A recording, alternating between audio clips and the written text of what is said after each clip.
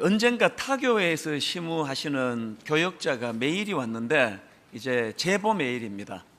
그 메일이 굉장히 심각한데요. 모 이단 단체의 책임자가 공언을 했다는 겁니다. 3년 안에 이찬수 목사를 넘어뜨리겠다.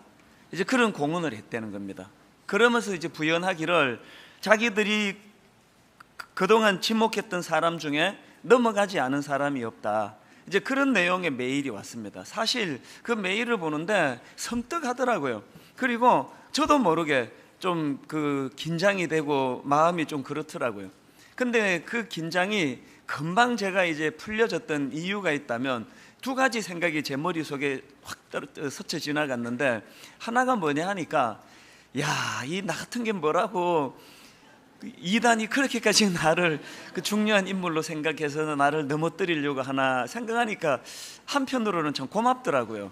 그래서 내가 참 그렇게 이 대우를 받을 자격이 있나, 이제 그런 생각이 하나 이제 들었고, 또 하나 생각은 뭐냐 하면은 그게 어느 정도 신빙성 있는 제보인지는 몰라도 만약에 정말 이제 이단에서 저를 넘어뜨리기로 작정을 하고 준비를 하고 있다면, 제가 이제 그 기간 동안에 실족당하지 않으려고 조심하고 긴장하고 살얼음판을 걷듯이 그렇게 살아간다면 그게 나한테 절대 손해될 게 아니다. 이게 오히려 내게 유익하다. 제가 그런 생각을 했습니다. 그러고 보니까 여러분, 다윗을 한번 생각해 보십시오. 다윗이 그 골리앗 때문에 무너졌습니까? 집요하게 자기를 죽이려고 달려들던 사울왕 때문에 다윗이 무너졌습니까? 아니에요. 아이러니하게도 정답은요, 다윗이 골리앗이 없었기 때문에 무너졌고 사울왕이 없었기 때문에 무너진 거 아닙니까? 이제 남의 가정을 파괴시키고 살인의 죄를 저지르고 이런 끔찍한 짓을 하던 그 당시로는요, 정권이 안정을 이루고 누구도 다윗에게 함부로 덤빌 수 없는 그런 너무나 안정적인 체제가 갖춰져 있을 때, 그때 다윗은 방심했고 그 방심이 그를 무너지게 만든 요인이 됐다는 사실이에요. 그러고 보면 제 마음에 무슨 생각이 드느냐 하면은, 우리에게 골리앗은 절대로 나쁜 해가 되는 존재가 아니라는 겁니다. 그래서 이제 제 마음으로 다짐한 것은, 누가 저를 무너지게 하려고 했든 말든 저는 그런 존재가 있다고 그것을 가정하고 제가 늘 조심하며 살아야 되겠다. 그렇게 이제 긴장을 하면서 지금까지 왔습니다. 제 기억으로 그게 한 겨울 무렵에 왔는데 한 1년 반 된 것 같아요. 그래서 이제 한 1년 반만 더 버티면은 이제 3년 넘어가면은 이제 괜찮지 않을까. 제가 이제 이런 생각도 농담으로 이제 생각도 해봅니다만, 근데 사실 여러분, 우리가 이렇게 긴장하면서 이 땅을 살아야 되는 건 저뿐만이 아닙니다. 이 땅의 모든 그리스도인들은 전부 다 긴장하면서 두려워하면서 방심하지 않고 그렇게 살얼음판 걷듯이 그렇게 살아야 된다는 겁니다. 왜 그렇게 살아야 된다고요? 대답은 간단합니다. 지금은 영적으로 전쟁 중이기 때문에 그렇습니다. 혹시 여러분 이런 말씀 들어보셨습니까? 지상교회는 전투하는 교회이고 천상교회는 승리하는 교회 혹은 승리를 누리는 교회이다. 이런 이야기 들어보셨습니까? 굉장히 중요한 명제예요. 이런 차원에서 본다면 여러분, 교회는요, 유람선이 아닙니다. 모두가 다 여기에서 혼란을 겪어요. 교회는 유람선이라고 생각하기 때문에 자꾸 대접을 받으려고 그래요. 왜 서비스가 왜 이러냐, 왜 이렇게 나를 대접을 잘 안 해주느냐, 그렇게 생각하시는데요, 여러분, 교회는 유람선이 아니고요, 교회는 구조선이고 전투선입니다. 이게 싸우기 위해서 있는 게 교회예요. 영적으로 말이에요. 사실 하나님께서 요한계시록을 우리에게 들려주시고 읽히도록 하신 것, 그리고 1차 저자인 그 초대교회 수많은 성도들에게 요한계시록을 주신 것은 바로 이 사실을 전해주시기 위해서라고 생각을 합니다. 그러고 보면 계시록 2장 7절 말씀도 마찬가지입니다. 귀 있는 자는 성령이 교회들에게 하시는 말씀을 들을지어다. 그 다음 볼까요? 이기는 그에게는 내가 하나님의 낙원에 있는 생명나무의 열매를 주어 먹게 하리라. 자, 여기 나오는 이 이기는 그 혹은 이기는 자라는 이 단어는 원어로 보면은요, 그 당시에 통용되던 이 전투적 용어입니다. 그런데 계시록에 보면은 소아시아 7교회에 주신 주님의 말씀 중에 무려 5교회에나 이 전투적 용어인 이 이기는 자라는 이 표현이 등장을 하고 있다는 겁니다. 이게 뭘 의미할까요? 지금 하나님께서는 요한계시록을 통해서 주시고 싶은 메시지, 그 당시 박해받던 초대교회 성도들에게 무슨 말씀 주기를 원하느냐? 니들이 지금 박해로 인해 겪고 있는 그 고통을 단순히 개인적인 차원으로만 그렇게 받아서는 안 된다. 좀 더 거시적으로 영적인 눈을 뜨고 이걸 영적 차원으로 이 현실을 받아야 된다. 그 메시지를 주기 원하는 거예요. 오늘 같은 맥락이에요. 지금 한국교회에서 일어나는 이런저런 깜짝깜짝 놀랄, 또 가슴을 쓸어내릴 수밖에 없는 그런 수많은 이야기들을 영적인 차원으로 이것을 봐야 된다는 것입니다. 분당 우리 교회가 왜 뜬금없이 1만 성도 파송 운동을 합니까? 교회를 유람선으로 생각한다면요, 그런 일은 있을 수가 없습니다. 그런데 오늘 영적 전투 가운데 함께 손을 잡고 함께 작은 교회, 큰 교회 할 것 없이 이 통일성을 가지고 전투에 임해야 되기 때문에 우리는 기꺼이 약한 교회로 저희는 파송해서 그렇게 함께 동력하기를 원하는 것, 이게 하나님 뜻이라고 우리는 확신하기 때문이에요. 여러분, 오늘 우리는 전투 중이라는 것을 한시도 잊어서는 안 됩니다. 오늘 본문 13절에서도 똑같은 그런 메시지가 전해지는데요. 자, 13절을 한번 보시겠습니까? 장로 중 하나가 응답하여 나에게 이르되 이 흰옷 입은 자들이 누구며 또 어디서 왔느냐? 그리고는 14절에 이 질문에 대한 대답을 이렇게 합니다. 내가 말하기를 내 주여 당신이 아시나이다 하니 그가 나에게 이르되, 무슨 답을 주는가 보니까요, 이는 큰 환난에서 나오는 자들인데 어린 양의 피에 그 옷을 씻어 회개하였느니라. 요지가 뭡니까? 구원받은 하나님의 백성들에게는 특징이 하나 있다는 거예요. 그 특징이 뭐냐? 그들은 환난을 이겨낸 자들이라는 거예요. 다른 말로 그 극심한 치열한 영적 전투를 이겨내고 승리했다는 특징이 있다는 이야기예요. 계시록 7장 4절에 있는 말씀도 똑같은 내용입니다. 내가 인침을 받은 자의 수를 들으니 이스라엘 자손의 각 지파 중에서 인침을 받은 자들이 14만 4천이니, 이필찬 교수가 쓴 책에 보면은 여기 나오는 이 14만 4천이라는 숫자는 이 전투하는 교회임을 전제로 하는 그런 숫자라고 주장합니다. 그러면서 부연하기를 여기 나오는 숫자들은 민수기 1장에 나오는, 구약 민수기 1장에 나오는 이스라엘 군대의 계수 기록을 자료로 하여 이 요한의 목적에 맞게 사용한 것이다, 그렇게 해석을 합니다. 그렇기 때문에 우리는 이 요한계시록 말씀을 통해서 지상교회는 전투하는 교회이다, 이 사실을 기억해야 된다는 거예요. 그래서 방심하시면 안 됩니다. 제가 오늘 설교 제목을 지금은 전쟁 중이다 이렇게 잡은 이유도 여기에 있습니다.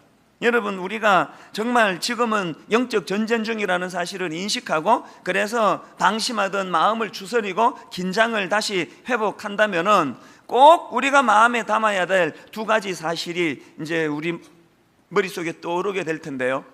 우리가 기억해야 될 두 가지 사실이 뭐냐? 첫째로요, 이건 내적인 문제입니다. 여러분, 우리 지금보다 더 강해져야 합니다. 강해져도 훨씬 더 강해져야 합니다.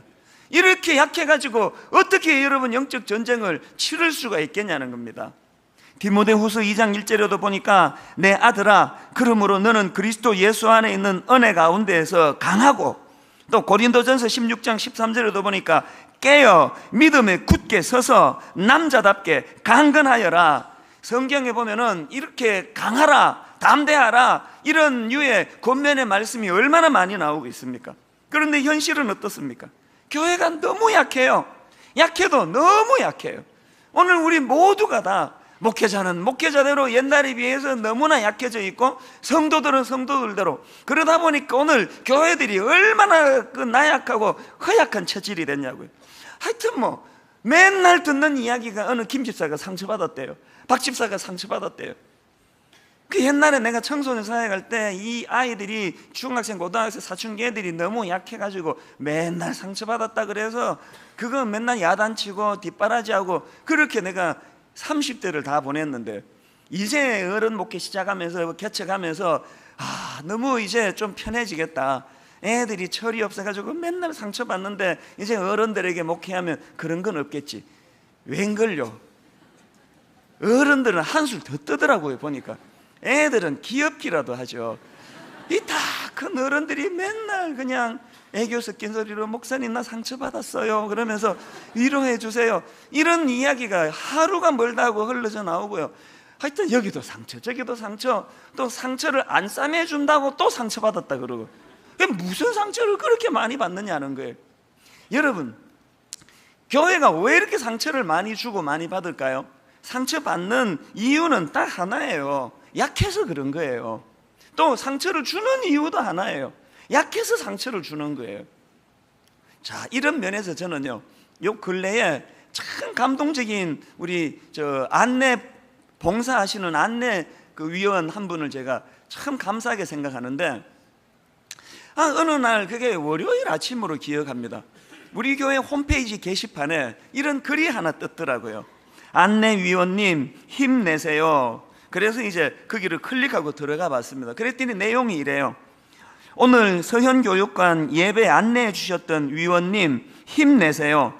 오늘 일을 옆에서 지켜보고 하루 종일 마음이 쓰여 위로의 글이라도 전하고 싶어서 이렇게 글을 남겨요. 벌써 뭐 딱 들으면 이게 뭔 일이 있었구나 딱 그 감이 오잖아요. 그게 제가 이제 안내 팀들 모이는 모임에 갔습니다. 가서 이제 게시판에 이런 글이 올라왔는데 혹시 어느 분이 해당되시는 분이세요? 그랬더니 어떤 남자 집사님께서 그 자기 일이라고 그러시더라고요. 주변에 벌써 다 알더라고요. 서영교육관에서 봉사하고 안내하다가 이제 무슨 일인지는 잘 모르겠어요. 그 어떤 이제 성도님이 격분하신 거예요. 그래가지고는 막 엄청나게 막 퍼부은 거예요, 이분에게. 그걸 주변 사람들이 보니까 너무 민망해가지고 그렇게 위로하느라고 글을 올렸다는 거예요. 그 얘기를 들으니까 제가 그분께 얼마나 죄송하든지, 왜 그분이 멀쩡하게 그런 이야기를 듣고 살아야 됩니까? 사실 여러분, 이게 안내하시는 분 잘못입니까? 100명 수용하는 곳에 한 70명 모이면요, 뭐 이런 일 하나도 안 일어나요. 근데 100명 수용하는 곳에 120명, 130명 오면 그렇게 혼란이 있는 거예요. 여러분, 안내위원들 그렇게 자꾸 그러시면 안 됩니다. 사실 이분들이 평소에 뭐 얼마나 연세도 저보다 많으신 분이에요. 그리고 얼마나 점잖은 분인데 사회에서 뭐 그런 남한테 그 육두문자 갖고 온 욕 듣기나 했겠냐고요. 근데 여러분, 제가요 너무 그분에게 죄송해가지고 아휴, 그 어떡합니까? 그렇게 제가 마음이 힘드셨겠다고 그러니까 이분이 넉넉한 웃음을 띠면서 두 가지 말이 저를 감동을 시켰어요. 첫 번째 말이 뭐냐 하니까 이렇게 말씀하시더라고요. 아니 목사님, 기왕에 그런 일이 벌어질 수밖에 없었다면 그게 저니까 얼마나 다행이에요. 와, 그 얘기 하는데요, 제가 참 감사하더라고요. 그 다음에 두 번째로 하시는 말씀이 뭐냐 하니까 아마 그분도 그날 화가 많이 나서 그랬을 거예요. 그렇게 그분 편을 들어주더라고요. 그래서 제가 너무 그분이 존경스럽더라고요. 여러분, 사실 지금 우리 교회에서 주차 봉사하시는 분, 안내 봉사하시는 분 우리 많이 격려해 줘야 돼요. 지금 여기 정문 앞에서 봉사하시는 저분은요, 하루도 어김없이 이 동네 안 믿는 분들 혹은 택시기사분에게 어떨 때는요 막 그냥 뭐 육두문자를 욕을 얻어먹고 사세요. 저분들이 왜 그런 욕을 먹어야 됩니까? 제 생각에 이야, 이거 질려가지고 진짜 못해 먹겠다 그러고 그냥 사표 내버릴 것 같은데, 그러면서도 오늘도 묵묵히 지금 6년, 7년 그 일을 하고 계시는 거예요. 여러분, 아까 그 안내위원이 그렇게 민망한 그런 욕을 바가지로 얻어먹고도 그렇게 넉넉하게, 기왕에 이런 일이 일어났다면, 나야 된다면 저한테 일어났으니까 얼마나 다행입니까? 이렇게 말할 수 있는 그 이유가 어디서 나옵니까? 어떻게 이렇게 대처합니까? 대답은 간단해요. 그분들이 강해서 그런 거예요. 이 앞에서 주차 그렇게 욕먹으면서도 넉넉하게 그 일을 감당할 수 있는 건 딱 하나, 그들이 영적으로 강하기 때문이에요. 그래서 여러분, 저는요 저런 안내위원 몇몇 분들만 강한 교회가 아니고 오늘 분당 우리 교회에서 예배드리는 모든 남녀노소 우리 주님의 자녀들이 주 안에서 더 강하고 더 담대한 하나님의 사람들 되시기를 주님 이름으로 축원합니다. 사실 저는 우리 교회 젊은 교역자들을 참 아끼고 사랑합니다. 그 진심이에요. 정말 그들이 잘 됐으면 좋겠어요. 그래서 제가 몇 번 이런 이야기 했습니다. 나는 정말 하나님께서 너무나 우대하고 잘해 주셔가지고 난 더 이상 여한이 없다. 이제 정말 당신들이 잘 됐으면 좋겠다. 그런 마음을 가지고 있는데요, 그래서 제가 얼마나 강하게 드라이브를 거는지 몰라요. 화요일 같은 때 한 번씩 막 드라이브를 걸 때 보면은 내가 왜 이러지 그런 생각을 해요. 근데 여러분, 저는요, 내가 우리 교회 젊은 교역자들을 아끼기 때문에 저들이 약한 존재가 되는 거 원치 않아요. 맨날 교역자가 뭐 성도들에게 상처받았다고 허덕이면서 그렇게 목회하는 거 원치 않아요. 그러려면 더 강해야 돼요. 어떤 상황에서도 상처받지 않는 강함이 필요하다는 거예요. 저 자신도 마찬가지예요. 여러분, 제가 새벽마다 하나님 앞에 무슨 기도하는지 아십니까? 여러분, 제가 하나님 앞에, 하나님, 분당 우리 교회는 순한 양들만 보내주세요. 사고도 안 치고 착하고 이런 사람만 보내주세요. 그런 기도 하지 않습니다. 그런 기도는요, 응답도 안 해주세요. 만약에 그런 기도가 응답됐으면 여러분 이 교회에 왔겠습니까? 이 벌써 또 무슨 소리인지 금방 알아보시는 분들 참 사랑합니다. 저는 정말 그런 기도하지 않아요. 새벽에 하나님께 이렇게 기도합니다. 하나님, 제가 어떤 문제에 맞닥뜨리든, 어떤 힘들게 하는 성도가 이 교회에 와서 저를 괴롭히고 힘들게 하더라도 저는 그런 것들을 다 감당할 수 있는 튼튼한 어깨를 주시기 원합니다. 하나님, 저 너무 약합니다. 하나님, 저 더 강하게 해주세요. 어떤 성도의 아픔, 애환, 그들의 상함도 제가 다 포용할 수 있도록 하나님, 저에게 강한 하나님의 종이 되게 해주세요. 그런 기도를 하는 거예요. 자, 근데 여기서 중요한 게 뭐냐 하면은, 자, 그렇다면은요, 그럼 성경이 말하는 이 강함이라는 건 그럼 뭐냐는 겁니다. 성경이 말하는 이 강함이라는 것은, 자, 이게 참 중요한 문제인데요, 이것을 살펴보려면 로마서 12장 21절을 보셔야 됩니다. 여기에 바울이 이런 말을 합니다. 악에게 지지 말고 선으로 악을 이기라. 이렇게 이제 말씀을 던지는데요, 바울이 이 선으로 악을 이기는 게 뭔지에 대해서 설명하기 위해서 바로 앞구절 20절에서 이런 부연 설명을 합니다. 20절을 한번 보세요. 내 원수가 줄이거든 먹이고 목마르거든 마시게 하라. 그리함으로 내가 숯불을 그 머리에 쌓아 놓으리라. 자, 여기 나오는 이 숯불을 그 머리에 쌓아 놓으리라, 이게 참 어려운 해석하기 어려운 그런 메시지 아닙니까? 그래서 이제 많은 학자들이 이것을 뭐 여러 갈래로 해석을 하는데요, 제가 믿기로는 이것을 어떻게 해석하는 걸 받아들이느냐 하면, 이 로마서 12장 전체 말씀 전후 문맥으로 보면은요, 여기 나오는 숯불은 따뜻함을 상징하는 단어라는 거예요. 그래서 이 말은 무슨 의미냐, 사랑으로 그 사람을 품고, 그래서 결국 그 사람을 변화시키다는 뜻이라는 거예요. 원수 같은 사람까지라도 넉넉하게 사랑으로 그를 품어서 그를 변화시킬 수 있는 힘, 이게 성경이 말하는 선으로 악을 이기라는 그 메시지라는 것입니다.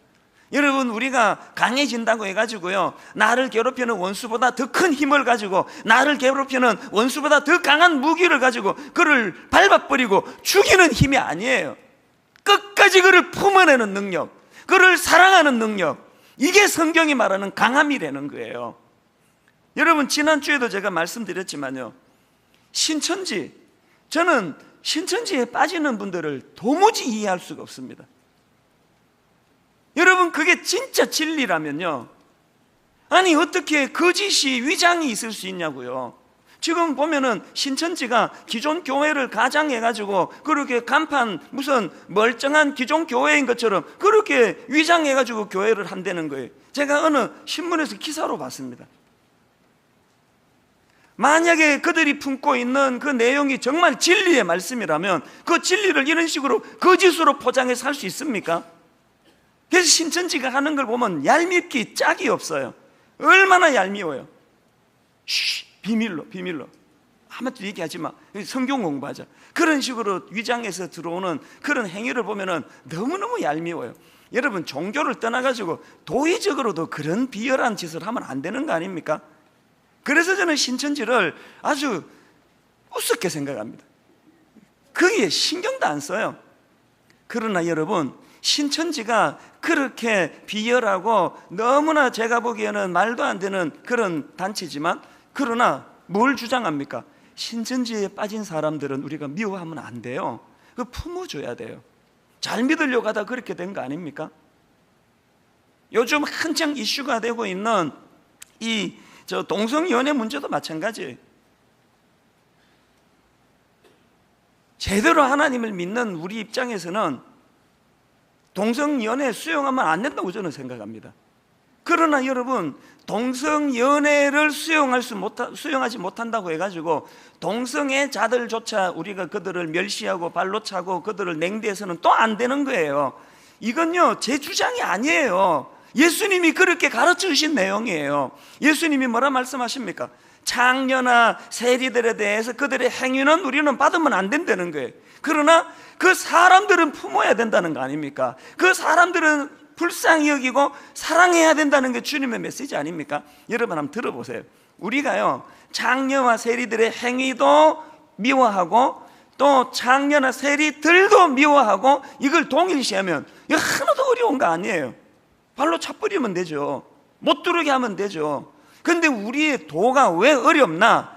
그들이 행하는 행위는 반대하면서 그럼에도 불구하고 그들의 영혼은 품어야 되는, 그들의 인격은 주님 앞으로 되돌려오도록 품어야 되는 이중적인 모양을 갖고 있으니까 우리의 도가 어려운 거예요. 주님이 가르쳐 주신 게 이렇게 만만한 게 아닙니다. 그렇기 때문에 어떻게 해야 됩니까? 강해져야 돼요. 진리로 섰을 때는 하나님이 원하지 않는 그 비진리에 대해서는 철저하게 그것과 맞서 싸우면서 동시에 그 사람들은 불쌍히 여기면서 품어낼 수 있는 이 어려운 명제, 과제, 이걸 구현해내는 게 우리라는 거예요. 하나님, 우리가 그런 일을 할 수 있기에 맡기시는 줄 믿습니다. 저와 여러분이 지금보다 더 강한 하나님의 군사로 이 두 마리 토끼를 다 잡아내는 성숙한 그리스도인들이 되시기를 바랍니다. 그런가 하면은 두 번째로 기억해야 될 게 뭐냐? 외적으로는요, 여러분, 우리 적과 아군을 구분해야 한다는 사실입니다. 6.25 전쟁 때 비극을 들어보면은요, 오인해가지고 아군끼리 이 총질을 하다가 그렇게 목숨을 잃는 병사들이 너무 많았다는 거예요. 그 어느 자료에 보니까요, 대략 6.25 전쟁 때 그렇게 목숨을 잃은 병사들이 전체 죽은 우리 병사들 숫자의 무려 16%나 된대요. 100명에 16명이 우리 아군의 총에 죽었대요. 와, 이 비극 아닙니까? 이건 한국 전쟁에서만 그런 거 아닙니다. 2차 대전 때 사망자의 약 15%가 그런 케이스고요, 월남 전쟁 때는 10%의 군사들이 아군의 총에 맞아 죽었답니다. 제가 이 이야기를 왜 드릴까요? 오늘 지금 딱 한국 교회에서 일어나고 있는 상황이 지금 이거 아닙니까? 오늘 교회 안에서 얼마나 김 권사님, 박 집사님 미워하고 있습니까? 등 돌리고 원수처럼 지내고. 여러분, 그 김 권사를 보면은요, 얄미운 게 사실이에요. 그 얼마나 하는 행동 보면 얄밉습니까? 여러분 말고 그 산부 예배 나오는 김 권사, 그 정말 얄미워요. 그 꼴보기 싫은 짓을 해요. 그런데 여러분, 그 김 권사가요, 아무리 얄밉고 꼴보기 싫은 짓을 해도요, 그 사람은 미숙한 사람이지 원수는 아닙니다. 적은 아닙니다. 오늘 교역자와 성도 사이에, 성도와 성도 사이에, 장로님과 교역자 사이에, 담임 목사와 부교역자 사이에 얼마나 여러분 서로가 서로를 미워하고 분노하고 이러면서 교회가 자중질환에 빠져 있습니까? 제가 자주 말씀드리지만 지금 다윗이 골리앗과 맞서려고 싸우러 가는데 형 엘리압이 뭐라고 모독을 해가지고 지금 한국교회 꼴은 이렇습니다. 골리앗은 팔짱 끼고 심판 보고 있고 다윗하고 형 엘리압이 지금 머리 터지게 싸우고 있는 꼴 아닙니까? 이건 막아야 돼요. 우리가 죄는 미워해야 되지만 적과 아군은 구분해야 돼요. 여러분, 아무리 미운 어떤 분이 있어도 그분은 우리 적이 아니에요. 적과 아군은 구분해야 된다는 사실이에요. 저는 사모합니다. 오늘 예배 가운데 성령님이 우리에게 깨우침을 주셔서 미워했던 그 사람에게 화해의 손을 내밀려는 용기가 생겨나고 진정 저 사람은 내 적이 아니다는 사실을 인식하고 깨닫는 그런 은혜가 있게 되기를 바랍니다. 이런 점에서 저는 참 바울을 존경하는데요, 빌립보서 1장 15절부터 17절까지의 이 말씀과 또 빌립보서 1장 18절의 말씀은요, 제가 신학교 때 발견한 말씀인데 저는 목회하는 내내 이 말씀을 마음에 품기를 원해요. 자, 무슨 사건이 거기에 있는지 보면은, 자, 빌립보서 1장 15절부터 17절입니다. 우리 같이 한번 읽어보시겠습니까? 어떤 이들은 투기와 분쟁으로, 어떤 이들은 착한 뜻으로 그리스도를 전파하나니 이들은 내가 복음을 변증하기 위하여 세우심을 받은 줄 알고 사랑으로 하나 그들은 나의 매임에 괴로움을 더하게 할 줄로 생각하여 순수하지 못하게 다툼으로 그리스도를 전파하느니라. 이게 어떤 상황인지 아시겠죠? 교회 안에 미숙한 사람들이 있어가지고 바울을 라이벌처럼 생각하고 바울을 곤욕에 빠뜨리려고 열심히 복음 전하고 일을 안 되는 거예요. 오늘날에도 이런 케이스가 얼마나 많습니까? 그런 상황에 맞닥뜨린 바울이 그 상황을 어떻게 받아들이는가 보니까 18절을 한번 보세요. 그러면 무엇이냐? 거칠애로 하나 참으로 하나 무슨 방도로 하든지 전파되는 것은 그리스도니. 그 다음 결론이 이로써 나는 기뻐하고 또한 기뻐하리라. 와, 참 너무나 놀라운 말씀 아닙니까? 오늘 우리에게는 왜 이런 대범함이 없느냐고요.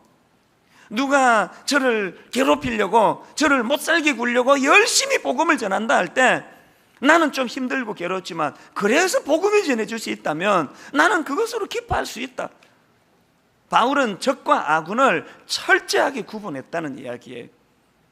오늘 우리 모두에게 바울과 같은 이런 대범함이, 이런 넓은 마음이, 그래서 원수 앞에서 적전분열하는 이런 일이 이 교회에서 일어나지 않도록 주님이 붙잡아 주시기를 원합니다. 그렇기 때문에 여러분, 우리는 에베소서 6장 12절 말씀을 꼭 기억하셔야 됩니다. 우리의 씨름은 혈과 육을 상대하는 것이 아니요 통치자들과 권세들과 이 어둠의 세상 주관자들과 하늘에 있는 악의 영들을 상대함이라. 아무리 저 사람이 미운 짓을 해도 내 원수는 저 사람 배우의 저 악한 행위를 조절하는 원수 마귀가 내 적이지 그 사람 자체가 적이 아니라는 걸 철저하게 인식하는 거예요. 그래서 부부관계에서요, 여러분 원수는 없습니다. 아무리 여러분 배우자가 여러분에게 상처를 줘도요 원수 아닙니다. 그냥 왼수지. 그 왼수하고 원수는 좀 다르지 않습니까? 우리 모두가 다 이런 적과 악을 잘 구분하는 은혜가 있기를 바랍니다. 그런데 여러분 여기서 중요한 게 뭐냐 하면요, 우리가 하나님 앞에 참 사모하면서 좀 더 강해지기 원합니다. 그리고 적과 악을 잘 구분하기 원합니다. 이런 사모함이 있어도 이게 왜 잘 구현되지 않는지 아십니까? 중요한 하나를 놓치기 때문이에요. 자, 아까 앞에서 제가 14절 말씀을 가지고 무슨 말씀을 드렸습니까? 구원받은 백성들에게는 특징이 하나 있는데 그게 뭐라 그랬죠? 그들은 모두가 다 큰 환난에서 나온 자들이다. 다시 말해 극심한 영적 전투에서 승리했다는 그런 특징을 갖고 있다. 그 말씀을 드렸잖아요.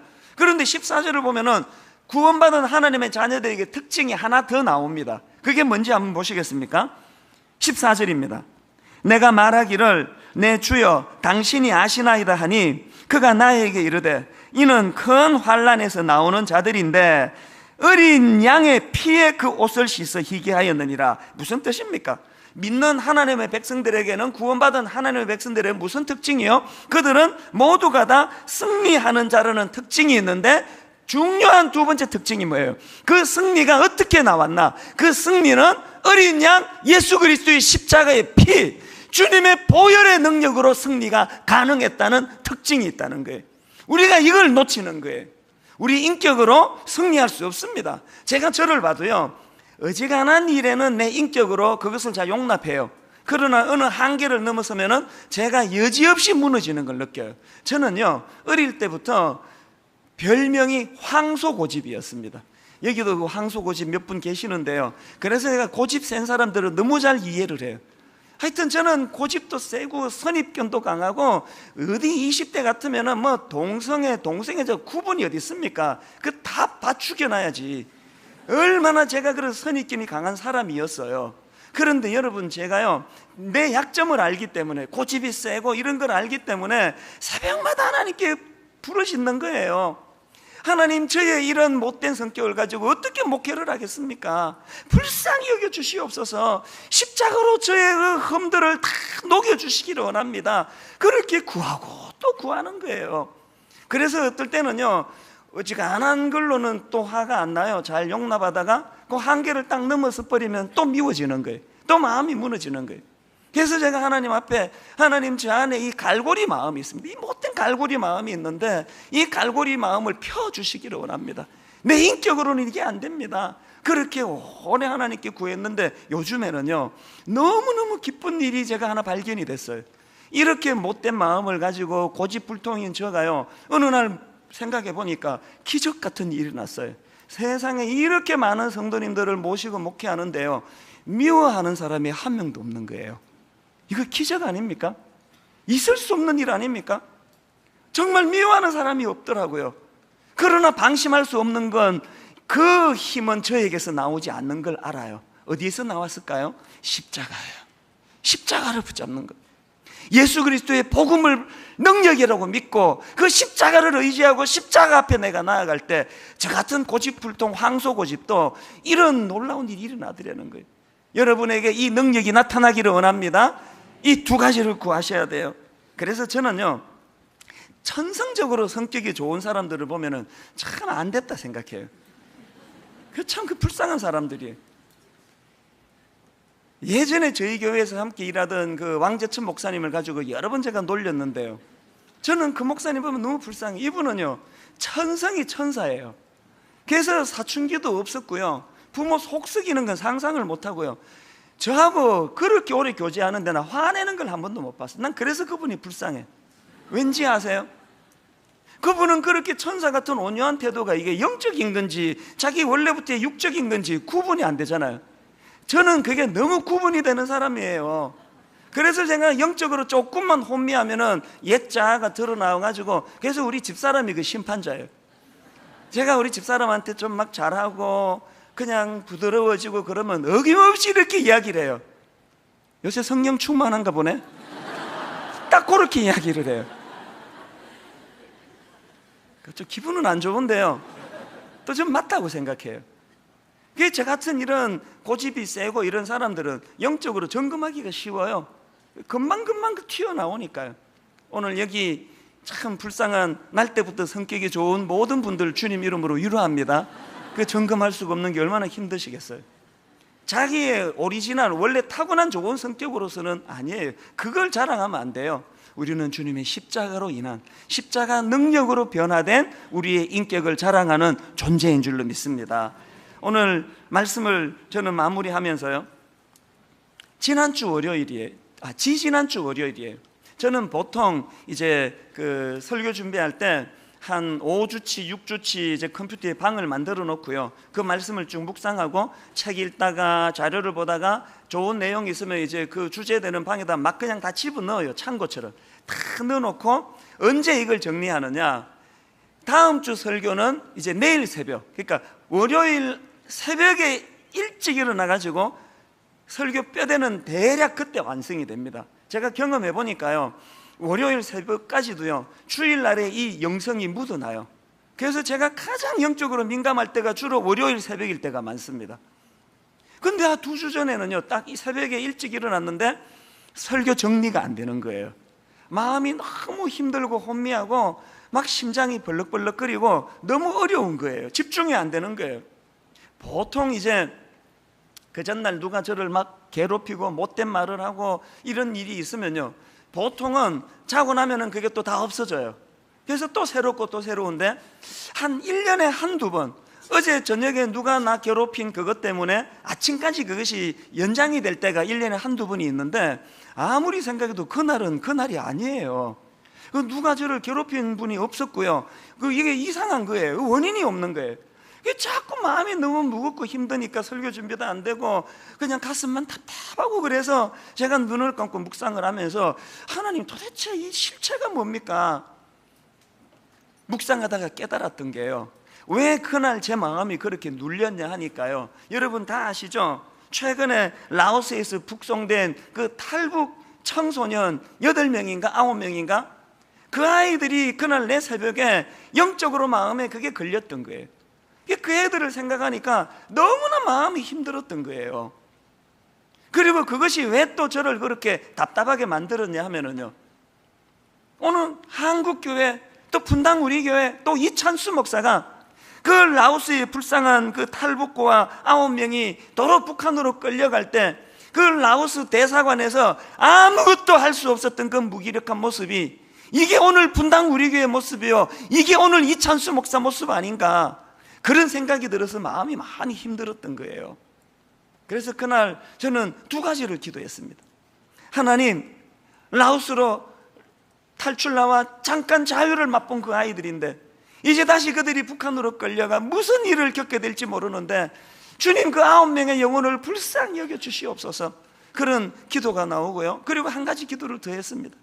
하나님, 오늘 분당 우리 교회와 한국교회 또 저 같은 지도자들 불쌍히 여겨주시고 그 아이들이 북한으로 도로 끌려갈 때까지 하나님, 그 대사관에서 참 무기력하게 대응하지 못했던 그런 모습을 이 교회가 갖고 있지 않도록 하나님 더 강하게 해주세요. 종을 더 강하게 세워주세요. 오늘 여기 계시는 중직자 여러분, 그러시면 안 됩니다. 이뭐 초신자나 중직자나 그렇게 약해가지고는 쓰일 수가 없습니다. 강함을 구해야 돼요. 하나님, 내가 더 강해서 그 악한 사단의 세력과 싸워 이길 수 있는 하나님의 능력자 되기를 원합니다. 이것을 구하는 그런 저와 여러분 되시기를 주님 이름으로 축원합니다. 여러분, 오늘은 성찬식이 있는 날입니다. 오늘 이 성찬 예식 때 성령님이 여러분에게 그 소원하며 기도할 때 십자가의 능력이 여러분에게 강함으로 오늘 부어지는 그런 아름다운 예식이 되기를 원합니다. 이제 우리 사도신경을 고백함으로 성찬식을 거행하도록 하겠습니다. 전능하사 천지를 만드신 하나님 아버지를 내가 믿사오며 그 외아들 우리 주 예수 그리스도를 믿사오니 이는 성령으로 잉태하사 동정녀 마리아에게 나시고 본디오 빌라도에게 고난을 받으사 십자가에 못 박혀 죽으시고 장사한 지 사흘 만에 죽은 자 가운데서 다시 살아나시며 하늘에 오르사 전능하신 하나님 우편에 앉아 계시다가 저리로서 산자와 죽은 자를 심판하러 오시리라. 성령을 믿사오며 거룩한 공회와 성도가 서로 교통하는 것과 죄를 사하여 주시는 것과 몸이 다시 사는 것과 영원히 사는 것을 믿사옵나이다. 아멘. 사랑하는 여러분, 이 성찬식은 주님이 친히 제정하신 성례입니다. 고린도전서 11장 23절에 보면 내가 너희에게 전한 것은 주께 받은 것이니 곧 주 예수께서 잡히시던 밤에 떡을 가지사 축사하시고 떼어 이르시되 이것은 너희를 위하는 내 몸이니 이것을 행하여 나를 기념하라 하시고, 이제 분병할 때에 주님이 십자가에서 찢겨지신 그 살을 상징하는 그 작은 조각을 손에 들고 여러분 기도하시기 바랍니다. 하나님, 내게 강함을 주시기 원합니다. 세상의 모든 대적하는 사람들을 포함하여 원수까지라도 품을 수 있는 그런 강함을 주시기 원합니다. 오늘 그 은혜를 사모하면서 이제 분병하도록 하겠는데요, 세례와 입교를 받으신 분이 참여하실 수 있고요, 어린이들에게는 이것을 나누어 줄 수가 없습니다. 세례 입교 받지 않으신 분들은 깊이 묵상하시면서 동일한 은혜 가운데로 들어가시기 바랍니다. 이제 우리들의 찬양 28번 찬양하면서 분병하도록 하겠습니다. 약한 나로 강하게 가난한 날 부하게 눈먼 날 볼 수 있게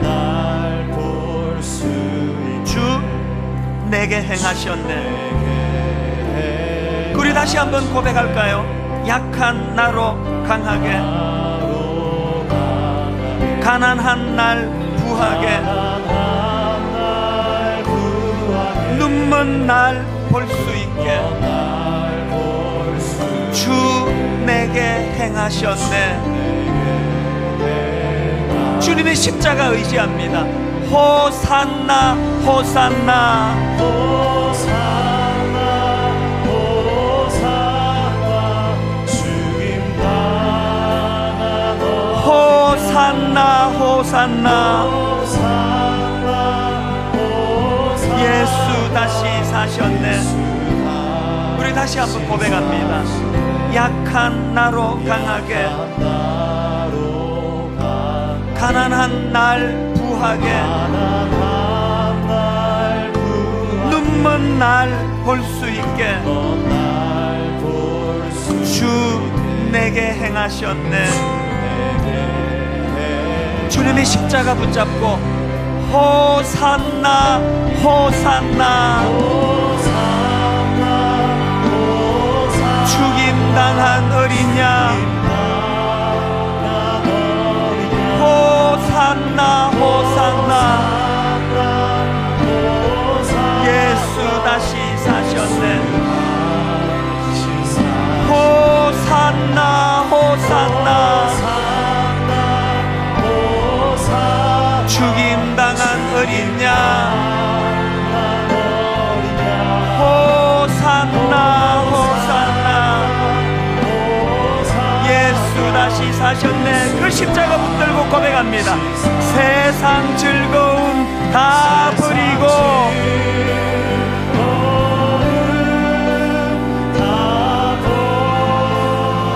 세상 자랑 다 버렸네.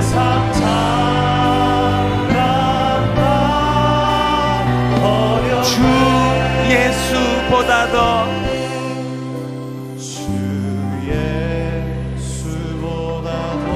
귀한 것은 없네.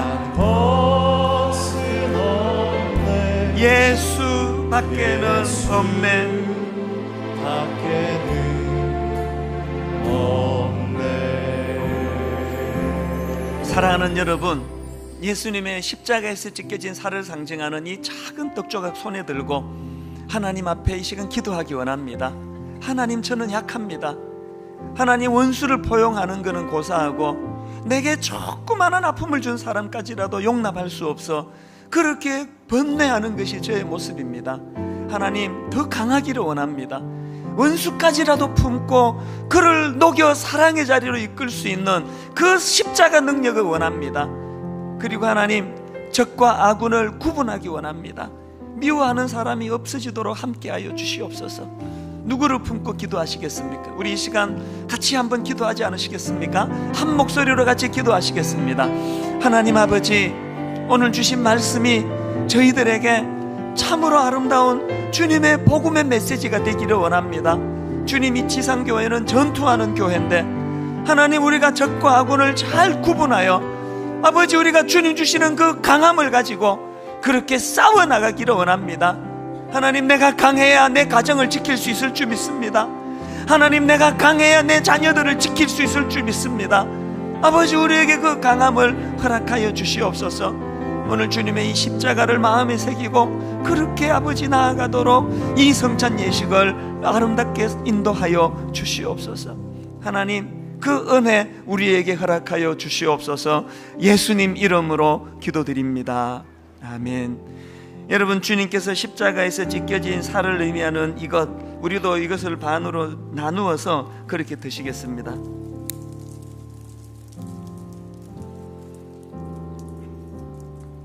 식후에 또한 그와 같이 잔을 가지시고 이르시되, 이 잔은 내 피로 세운 새 언약이니 이것을 행하여 마실 때마다 나를 기념하라 하셨으니 너희가 이 떡을 먹으며 이 잔을 마실 때마다 주의 죽으심을 그가 오실 때까지 전하는 것이니라.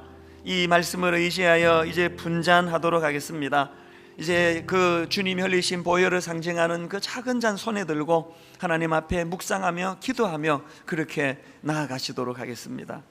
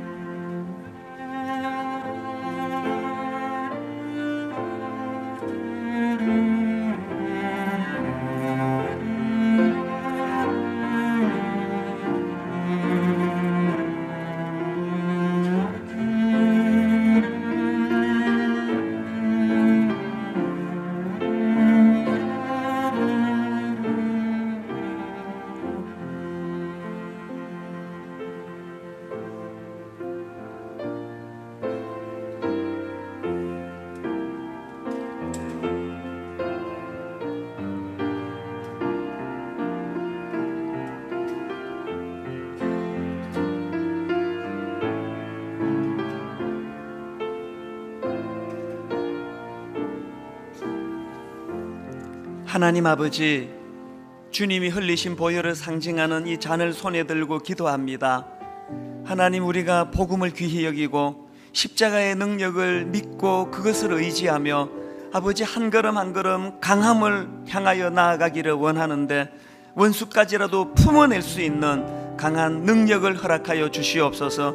이 성찬 예식을 통하여 주님의 그 능력이 나의 능력이요, 주님의 십자가에서의 그 승리가 내 인생의 승리로 연결된다는 것을 확신하는 믿음을 허락하여 주시옵소서. 인도해 주시는 주님께 감사드리옵고 예수님 이름으로 기도드립니다. 아멘. 우리 함께 마시도록 하겠습니다.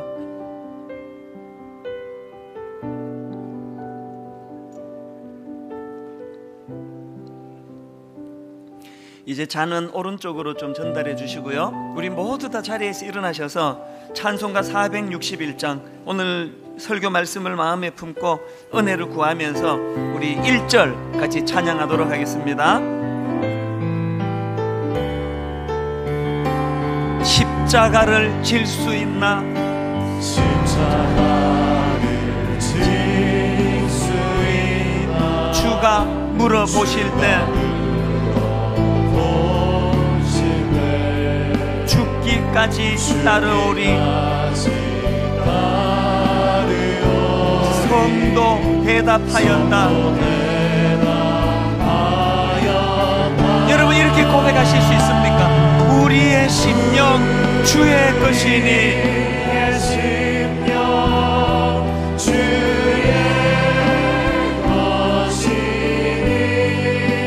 주님의 형상 만드소서.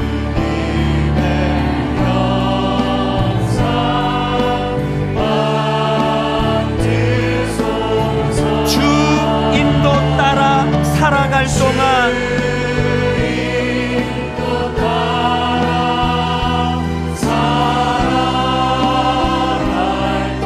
사랑과 충성 늘 바치오리다.